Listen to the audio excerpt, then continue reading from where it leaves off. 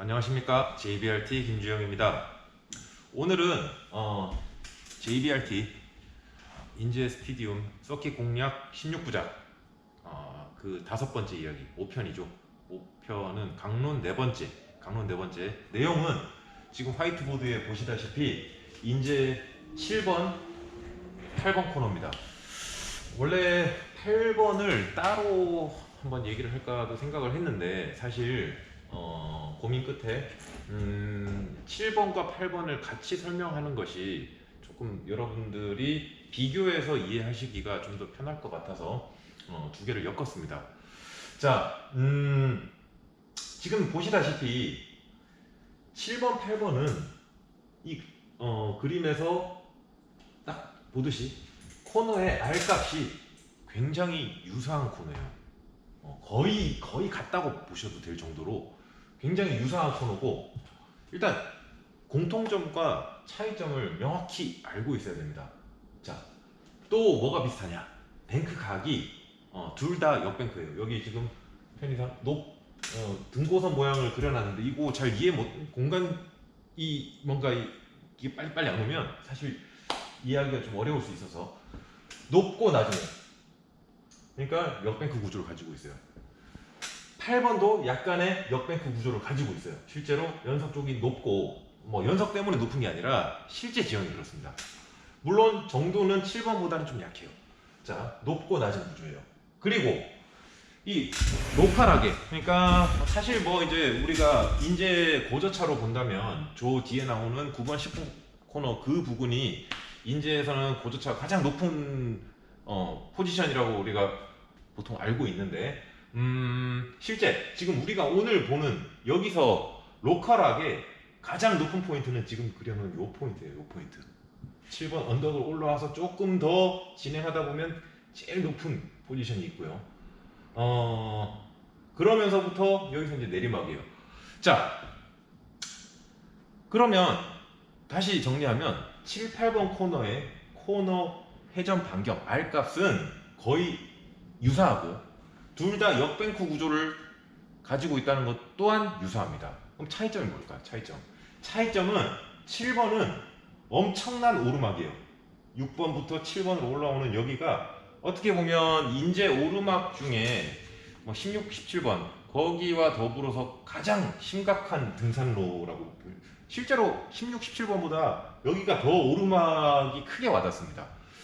그래서 엄청난 오르막과 역뱅크 구조를 가지고 있는 뭐 공통점과 차이점이죠.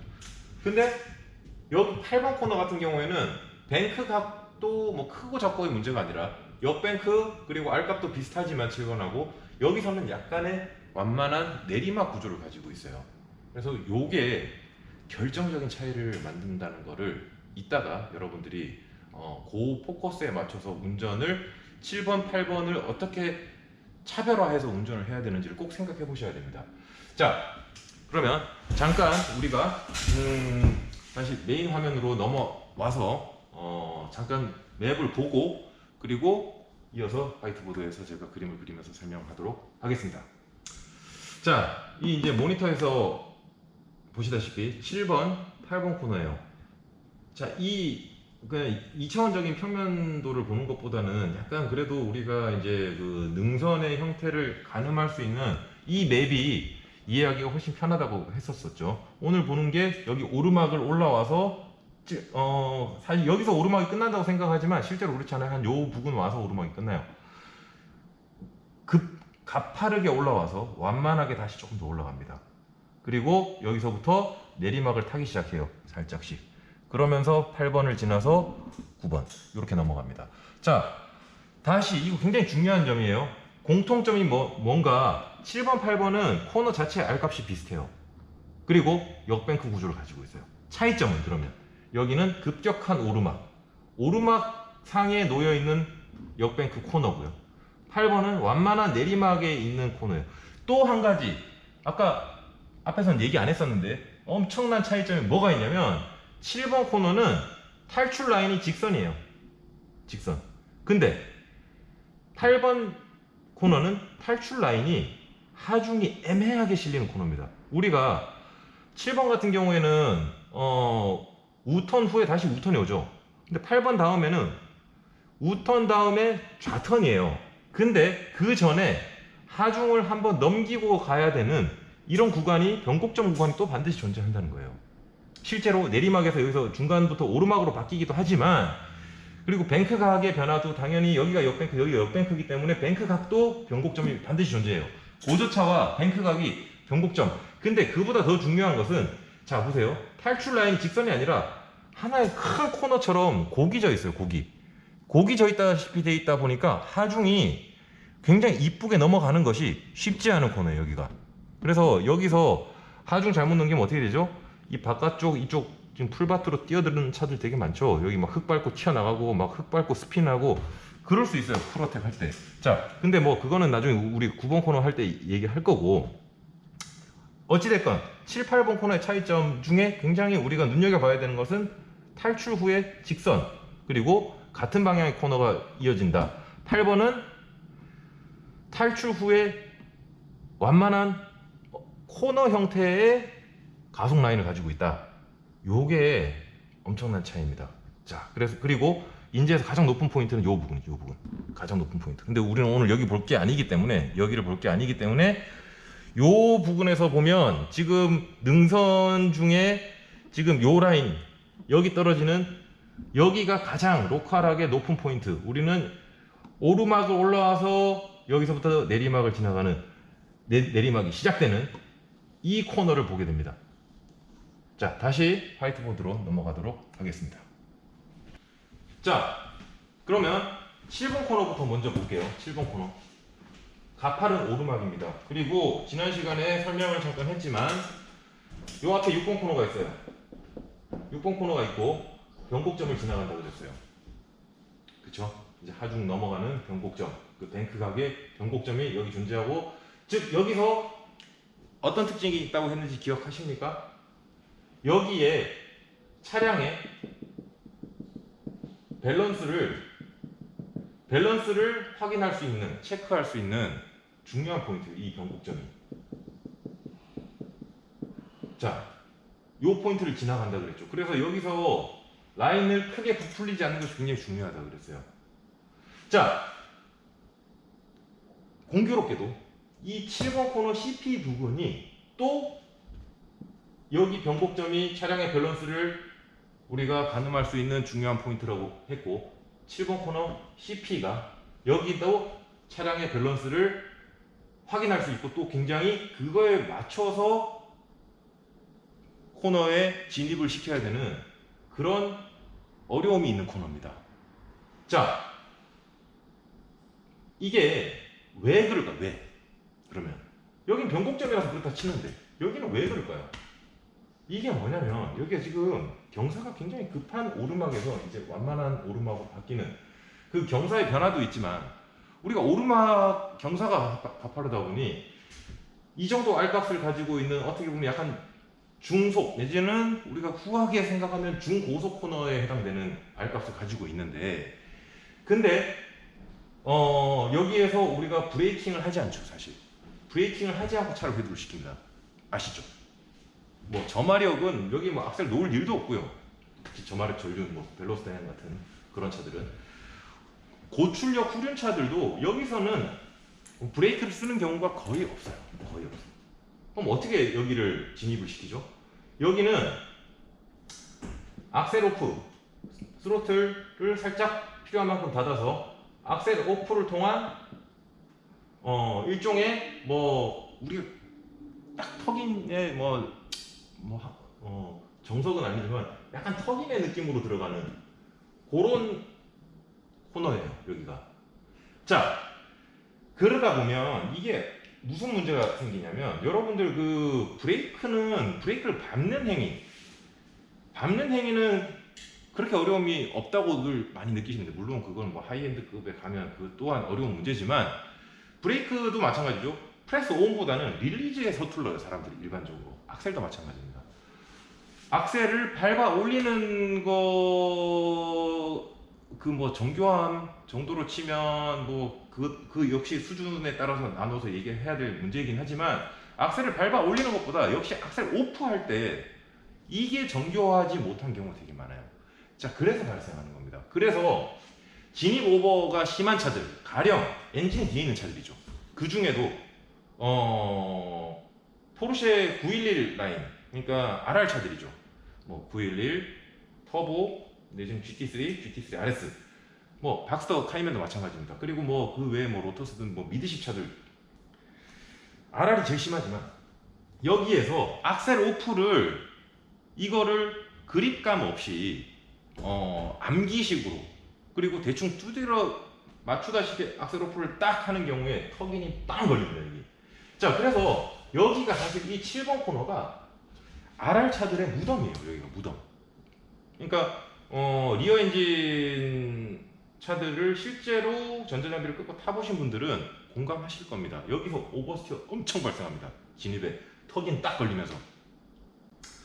그래서 지금 차량의 밸런스, 진입 오버스티어 있는 차들은 여기 악셀 오프 굉장히 조심하셔야 돼요. 굉장히 조심해요. 오버스티어 바로 걸릴 수 있습니다. 턱인 걸려가지고 진입 오버 딱 날 수 있어요. 근데 여기 문제가 뭐냐면 여기가 진입 오버가 발생을 하게 되면 이 뒤쪽 공간이 이쪽 펜스도 그렇고 이쪽 펜스도 안전지대가 넓지가 않아요. 여기 오버스티어 한번 딱 나면 둘 중 하나 그냥 갖다 박습니다. 대파예요. 여기 속도가 꽤 높은 코너이기 때문에. 그래서 그 차량의 밸런스를 확인할 수 있고, 근데 확인하지 마세요. 확인할 수 있고, 그리고 그거에 맞춰서 조심해야 되는 코너예요. 자, 그러면 FF나 FR 같은 차들, 뭐 벨로스터 N 내지는 전륜 시빅 타입 R, 그리고 또 뭐 있죠? 뭐 FR 차들 같은 많죠. 특히나 힘이 센 BMW M, M2, M3, M4. 여기 쉬워요. 굉장히 쉬워. 사실 여기 악셀 팍 떼고 들어가도 절대 진입 오버스티어 나지 않습니다. 우리 언더가 나겠죠. 근데 무슨 소리냐? M이 여기서 사고가 얼마나 많이 나는데. 자, 그 문제는 또 다른 겁니다. 그것은 이 코너의 특성이라기보다는 어떤 코너의 특성, 진입 오버 나는 것도 아까 RR 차들에서 그것도 코너의 특성으로만 얘기를 할 수 없겠죠. 운전 테크닉도 당연히 얘기를 해야 될 문제인데, 근데 그런 황당함을 겪지 않아도 될 수가 있어요. FR들은. 자, 그럼 FR 차량들은 요거 올라와서 요 부분 CP 지나고 나서 여기서 오버스티어 내는 경우들이 있어요. 차가 휙 뒤가 흐르죠. 왜? 제가속에 악셀을 거칠게 올린 것도 있고, 그보다 더 심각한 공통적인 많은 사람들의 문제점이 딱 있어요. 그게 뭐냐면 CP 설정의 문제입니다. CP 설정. 그러면 RR 차들은 CP 설정 아무렇게나 해도 돼요? MR 차들은 CP 설정 아무렇게나 해도 돼요? 아니죠. RR이나 MR 차들은 CP 설정 잘못하면 오버스티어도 날 수 있지만, 사실 그런 경우에 뒤에 설명을 드리겠지만 언더스티어가 먼저 발생하는 것을 몸이 느낄 수밖에 없는 구조를 가지고 있어요, 걔네는.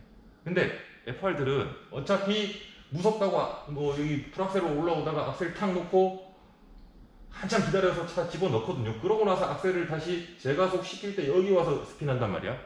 자, 그런 현상. 그러니까 자기는 이게 언더인지 아닌지도 그런 느낌이 전혀 없는데 갑자기 차가 오버가 난다.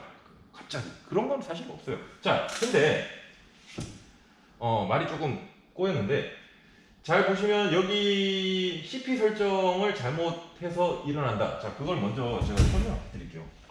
자, 단일 코너죠. 얘도 마찬가지. 단일 코너, 중고속 코너예요. 그러면 대충 우리가 첫 번째 시간에도 얘기했듯이 CP 어떻게 잡으면 되죠?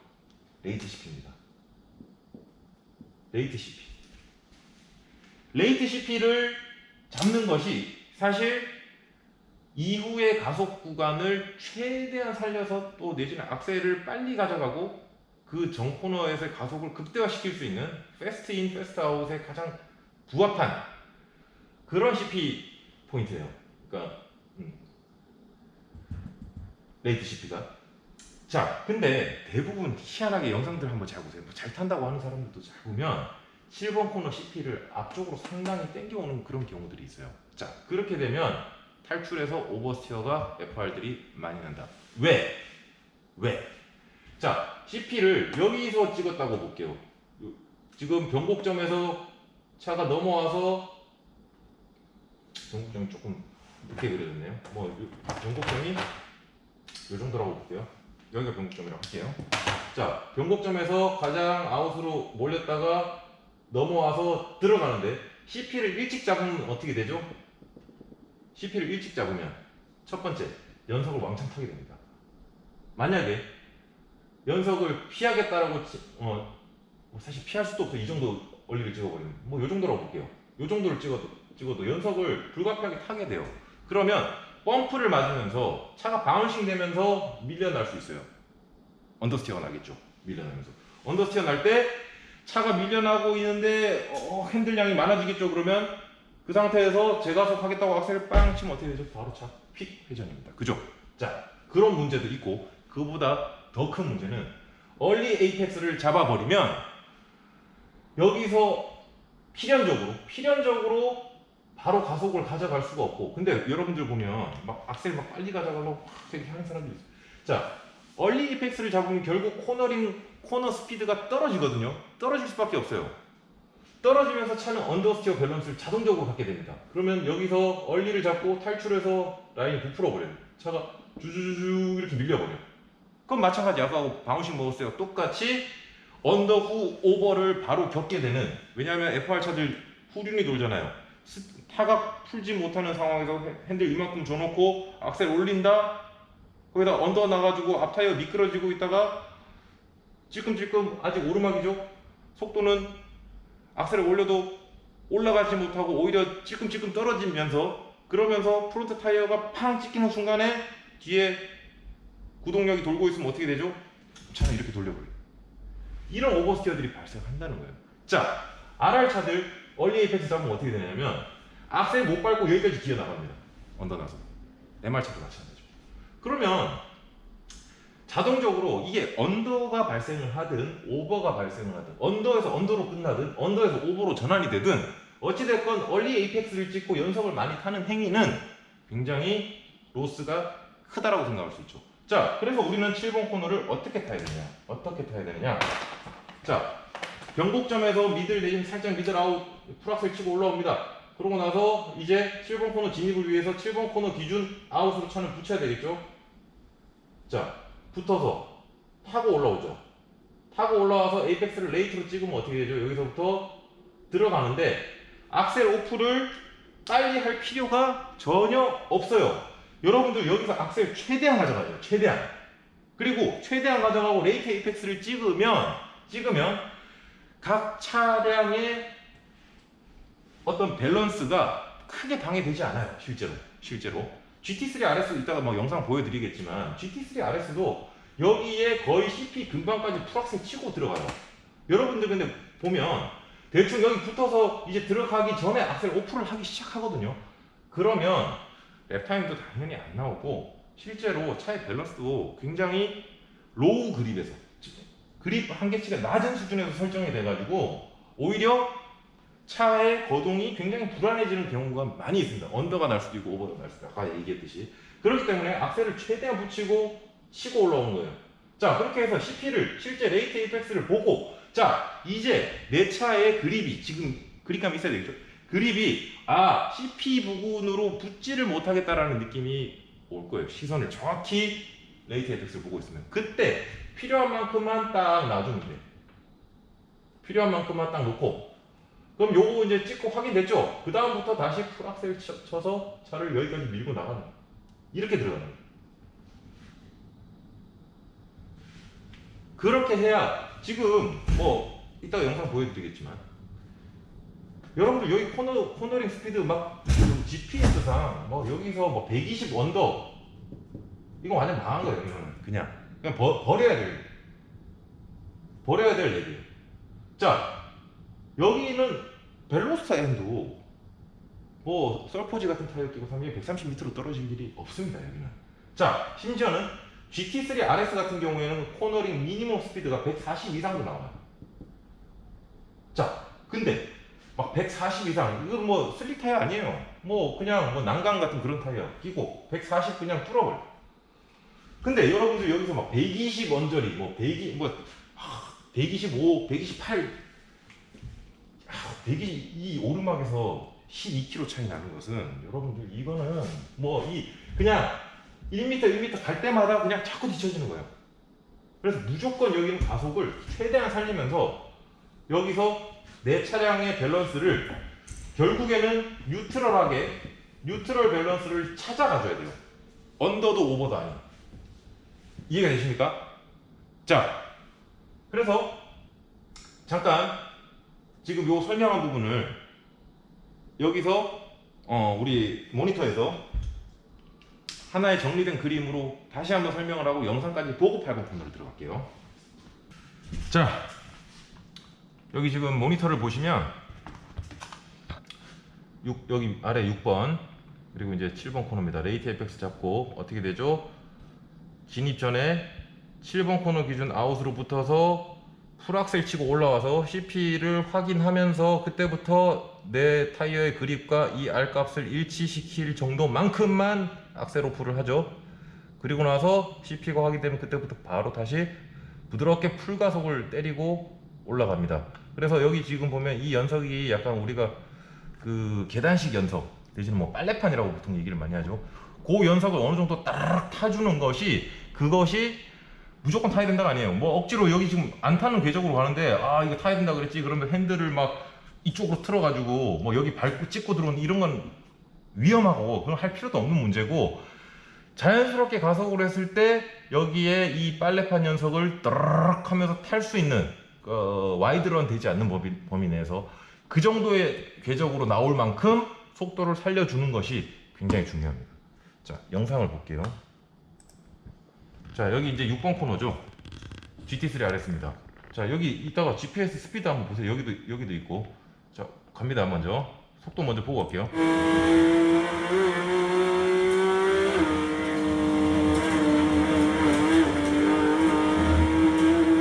자, 지금 보면 미니멈 스피드 거의 뭐 140이죠. 지금 여기서 뭐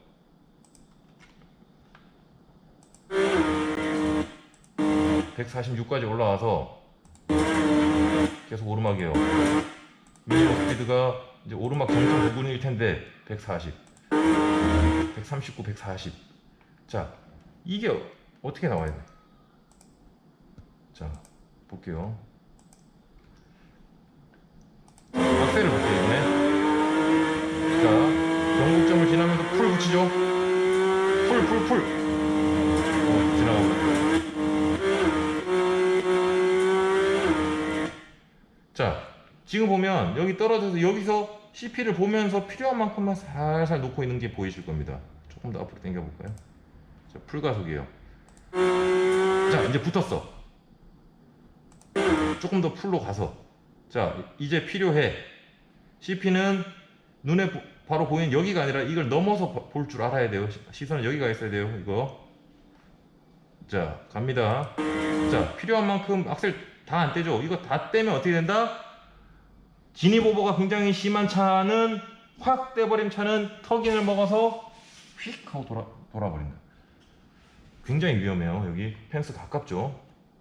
자, 필요한 만큼만 서서히 떼는 거 보이시죠? 그러면서 에이펙스를 어디로 잡아요? 여기 지금 보이세요? 여기를 퉁칩니다. 완전 레이트 에이펙스죠. 그때도 역시 스로틀을 다 떼지 않아요. 특히 MR, RR 차들은 FR 차들은 뭐 다 떼도 위험하지는 않습니다. 근데 속도가 죽겠죠. 필요한 만큼만 떼는 거예요. 자, 그런 다음에 그립 잡는 거 유지, 그 다음에 가속, 그래서 풀가속으로 올라갑니다. 지금 방금 빨래판 드르륵 타는 거 보셨죠? 이런 식으로 이게 제대로 가속을 했다, 속도를 살렸다 하는 징표예요. 여기. 그러면서 요 약간 초록색 페인트 칠해놓은 요 부분으로 보통 차는 지나가게 돼요. 요렇게 될 때가 베스트 라인입니다. 7번 코너에. 자, 다시 그럼 이제 8번 코너를 보기 위해서 넘어오겠습니다. 자, 8번 코너는 7번하고 다 유사한데 뱅크각까지도 R값, 코너의 R값도 비슷한데 완만한 내리막에 또 뭐가 있죠? 탈출 라인이 복이 져 있다. 즉 차를 뻗어내기에 불리한 코너예요. 원래 같으면 이 궤적으로 밀고 나가야 되는데 지금 이렇게 감아버리잖아요. R값은 비슷하지만 실제 R값이 그래서 오히려 지금 코너가 회전 반경이 더 작은 효과가 나는 그런 코너예요. 자, 근데 대부분의 사람들이 7번은 잘 못 타도 자기가 잘못하는 줄 모르고 대부분. 근데 8번은 무서우니까 난 8번이 약해 라고 얘기를 하는 경우가 많아요. 실제로 약하다고 생각하고 잘 타지도 못합니다. 대부분이 여기. 무서우니까. 그리고 약간의 블라인드 코너의 특징도 가지고 있고요. 실제로는 블라인드 코너가 아니거든요, 이게. 자, 아무튼 근데 8번은 이 지형 때문에 굉장히 또 주의해야 되는 그런 코너예요. 내리막에, 물론 그 정도가 심하지 않지만 내리막도 그렇고 뱅크각도 그렇고, 그러나 어찌됐든 내리막의 역뱅크예요. 그러면 우리가 어떻게 생각할 수 있죠? 여기는 차가 굉장히 잘 흘러나갈 수 있다. 흘러나가는 코너다. 근데 이거는 뭐 여기도 굳이 따지자면 차량의 밸런스가 좀 많이 티가 납니다. 여기 오버가 심한 차들은 뭐 근데 시작은 어찌됐든 오버스티어 세팅 차든 그 오버스티어 쪽으로 많이 치우쳐진 밸런스의 차량이든 언더스티어로 치우쳐진 차량이든 일단 언더 나고 시작해요. 지형 자체가. 자, 그래서 지금 이 코너 같은 경우에 단일 코너라서 원래는 레이트 에이펙스가 맞겠죠.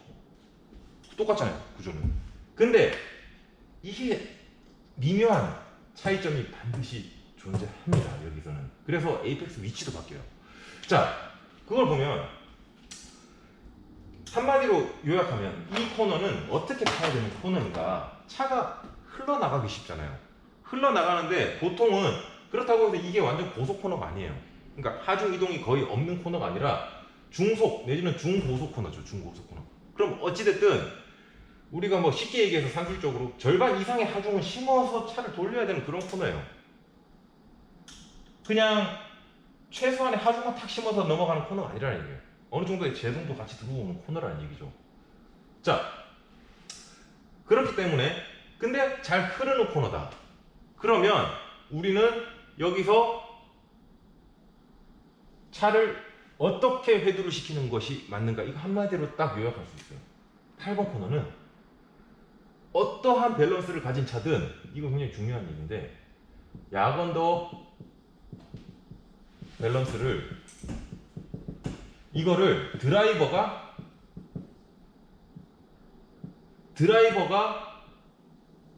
유지를 해주면서 이걸 지키면서 타야 말입니다.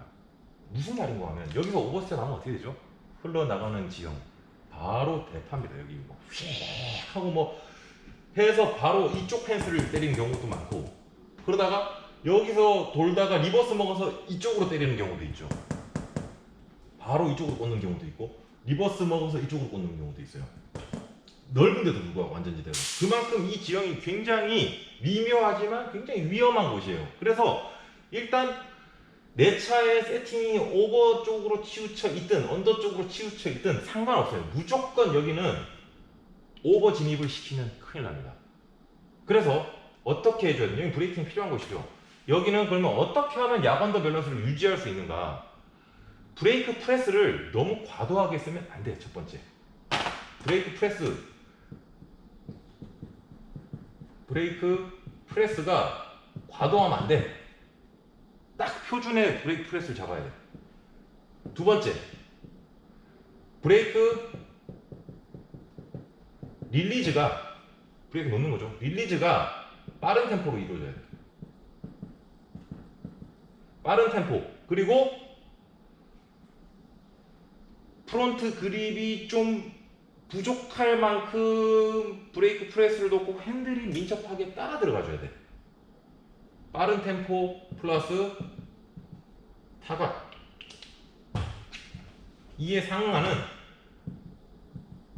타각이 빠르게 들어가서 차의 기본 밸런스를 약 언더 밸런스로 놓고 들어가줘야 됩니다.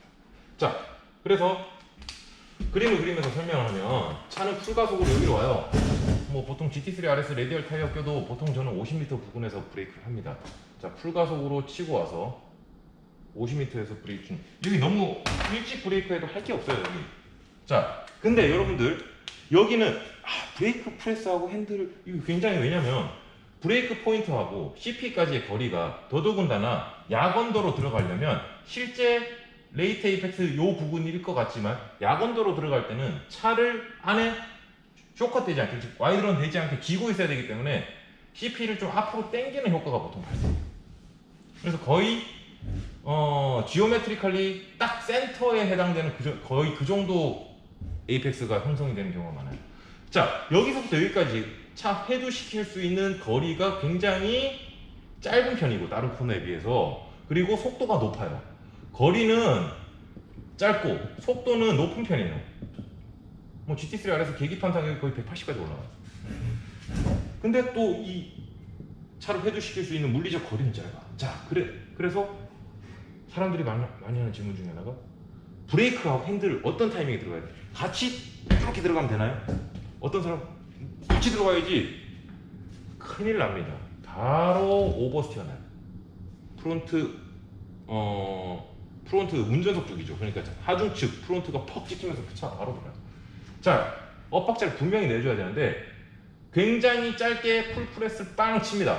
그러니까 풀프레스가 아니라 딱 우리가 이 브레이크 프레스 너무 과도하면 안 된다 그랬고, 필요한 만큼 뭐 50%면 50%, 차마다 다르겠지만 60%면 60%, 내가 브레이크 프레스를, 나한테 맞는 브레이크 프레스를 한 번에 빠르게 민첩하게 딱 올리고 나서 그 다음부터 릴리즈를 집어넣으면서 핸들을 급격하게 놓고, 다소간 레이트 에이펙스라고 하기에는 앞으로 당긴 미들 에이펙스 정도를 찍으면서 릴리즈를 빠른 템포로 하고 들어가야 돼. 자, 그러니까 이렇게 들어와주면 어떻게 되느냐, 이미 차는 CP 오기 전에 차 대가리가 돌아 있어요. 이미 휙 이렇게 빠른 템포. 자, 그러면 여기서 우리는 뭐 이 약 언더 밸런스를 유지해 줘야 돼. 그렇기 때문에 여기서 뉴트럴 길게 뽑아버리면 차가 어떻게 돼? 또 밀립니다. 뒤가 이렇게 흘러버려. 특히 RR 차들, MR 차 흘러버려. 안 돼. 이거는 약 언더 밸런스를 유지하는 게 아니에요.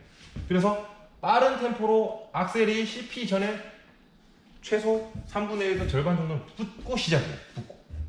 그런 다음에 요걸 지나고 나면 그냥 풀악셀인데 보통은 빨래판을 많이 타게 되죠. 왜냐하면 야건도로 들어가면 코너링 스피드가 확 올라가면서 차의 회전 반경은 커지게 됩니다. 그래서 빨래판을 그림이 좀 이상한데 빨래판을 왕창 타게 되는 그런 경우가 많아요. 근데 여기 와이드런 하지 않게 조심하고, 타각이 그래서 좀 늦게까지 유지를 돼줘야 돼요. 빨래판을 타고 다음 코너가 좌코너이기 때문에 이때 적당한 타이밍에 빨리 튀어나오는 이런 라인을 만들어줘야 돼요. 이런 라인. 이해가 되십니까? 지금 이게 이 말로 설명하는 게 굉장히 어려운데 이따 영상 보면 바로 보이실 거예요. 브레이크 프레스가 너무 과도해도 프론트가 찍히면서 오버스티어 밸런스로 갈 수 있고, 그래서 너무 높아서는 안 된다. 그리고 브레이크 릴리즈가 붕 떠서 핸들이 들어가는데도 차의 프론트 하중을 너무 오래 쥐고 있으면 또 오버스티어 밸런스로 넘어갈 수 있기 때문에 빠른 템포의 브레이크 릴리즈, 그리고 타각이 거기에 맞게 빠르게 들어가줘야 돼요. 그리고 뉴트럴을 굉장히 짧게 만들고, 뉴트럴 구간이 뭔가요? 차가 요가 따라 붙는 요잉 모멘트가 만들어지는 기다리는 구간이죠. 기다리면 차가 휙 하고 돌아들어요. 그걸 뭐 악셀로 쳐가지고 차를 돌릴 수 있는 사람 없다고 분명히 얘기했죠. 악셀을 치면 요잉 모멘트는 감소해요. 아무리 구륜 차라도 감소할 수밖에 없어요. 그렇기 때문에 우리가, 그래서 내가 악셀을 빨리 붙이라고 하는 거야. 악셀을 빨리 딱 붙여버리면 어떻게 되냐면 뉴트럴에서 차가 돌려고 하는 성향을 막아버려. 악셀이 하중이 뒤로 붙으면서, 뒤로 붙으면 어떻게 돼? 뒷그립이 악셀을 올리면 프론트는 들리고 리어는 붙는 현상이 일어나죠. 그러면 차가 개걸음을 치면서 리어가 옆으로 슬라이드를 일으키지 않습니다. 여러분들 거꾸로 알고 있는 거예요. 악셀을 붙이면 뒤가 돌지 않냐? 아이, 그거는 FR 차에서 악셀을 무식하게 때리니까 막 차가 휙휙 도는 거죠. 부드럽게 딱 올리면 뒷그립이 딱 붙어서 차는 밀고 나가는 거예요. 전진을 하는 방향으로 가게 돼요. 자, 그래서 CP 전에 이미 악셀이 붙기 시작해야 되고 CP를 딱 넘어가자마자 바로 풀악셀 치고 가줘야 돼요. 그래야만 이 8번 코너를 안전하고 빠르게 탈 수 있는 그런 라인이 만들어질 겁니다. 자, 그러면 이 부분을 이제 마지막으로 우리가 지금 뭐 그림이 조금 일그러져서 모니터에서 정돈된 그림을 보고 영상을 보고 오늘 수업을 마치도록 하겠습니다. 자, 여기가 이제 7번 코너 이후에 가속 구간이죠. 가속을 쭉 하고 가서 50m 브레이크 할 거라 그랬어요. 50m 브레이크 딱 필요한 만큼 짧고 간결하게 땅 올리고, 그때 핸들이 들어가면 안 돼요. 그런 다음에 릴리즈를 통해서 차의 머리를 필요한 만큼 딱 돌려놓는 겁니다. 이게 다 돌아간 거 아니에요. 완전히 탈출, 지금 요게 탈출 라인이라고 생각하면 안 돼. 여기서 밀고 나가는 라인이 아니에요. 자, 그런 다음에 아주 짧은 뉴트럴을 거치고 악셀이 CP가 너무 원리로 와 있다. 지금 여기 딱 중심이죠. 여기서부터 악셀이 붙기 시작하는데 이때 핸들이 풀리면 안 돼요. 핸들이 풀리면 차는 또 이쪽으로 나갈 거예요. 핸들이 빨래판 떨어질 때까지는 어느 정도 붙어 있어야 돼. 그러면서 풀을 올리고 타각이 들어가 있는 상태, 그럼 차 돌지 않아요? 쉽게 그렇게 돌지 않습니다. 여기 언더스티어 밸런스를 이미 여기서 만들어 놨어요. 그렇기 때문에 타각이 어느 정도 들어가 있어도 차는 절대 확 돌지 않아요. 물론 어느 정도는 밸런스에 맞게 풀어줄 때는 풀어줘야 되겠죠. 차가 풀어줘 하는데도 안 풀어주면 오버 날 수 있어요. 근데 생각보다는 타각을 깊게 물고 있어야, 그래야 빨래판을 넘어가지 않아요. 그렇게 해서 딱 와이드런 되지 않는 범위 내에서 이제 9번 코너를 준비하는 그런 라인이 만들어지게 됩니다. 자, 그러면 지금 요 그림 봤으니 그 부분의 영상을 보겠습니다. GT3 RS고 여기가 이제 8번 코너 100m 표지판 옆이에요. 볼게요. 자, 50m 브레이킹 딱 합니다. 그죠? 이제 브레이크 아직 핸들 안 들어갔어. 근데 여기서부터 이제 프레스 요만큼 올라가고, 자, 릴리즈가 급격하게 내려오죠. 내려오면서 핸들이 급격하게 들어가요. 자, 어때요? 릴리즈가 끝났죠? CP 여기 있는데 끝났어. 빠른 템포의 릴리즈.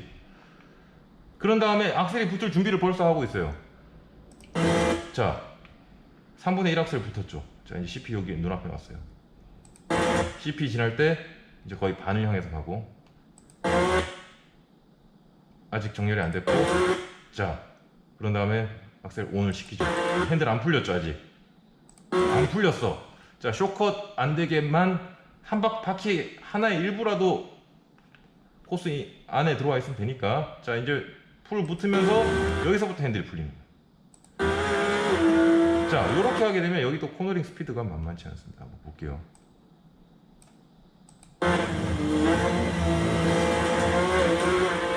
거의 130 유지하고 가버리죠. 다시.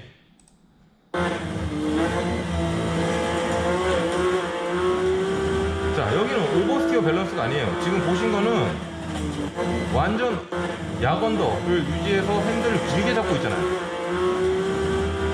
카운터 살짝 죽는 느낌 있다고 해서 그게 오버가 아니에요. 약언더 밸런스 유지. 다시.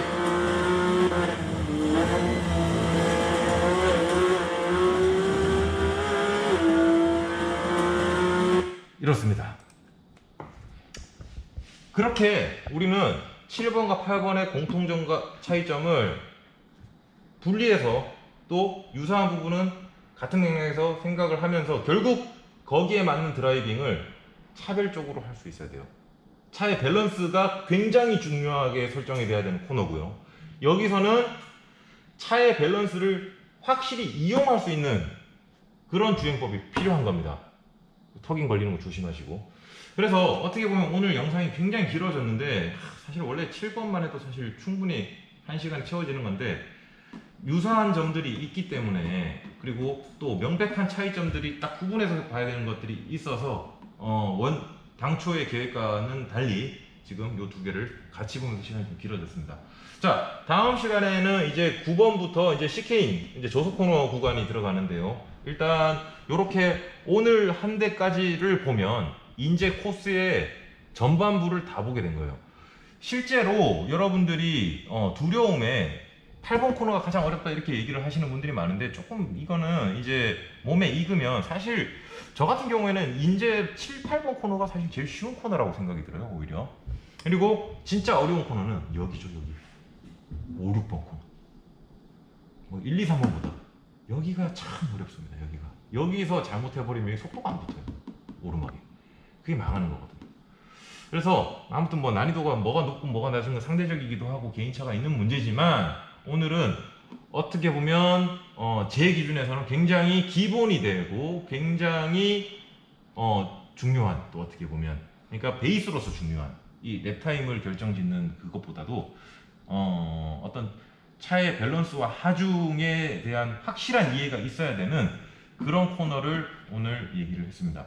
자, 오늘 강의는 여기까지 보도록 하겠습니다.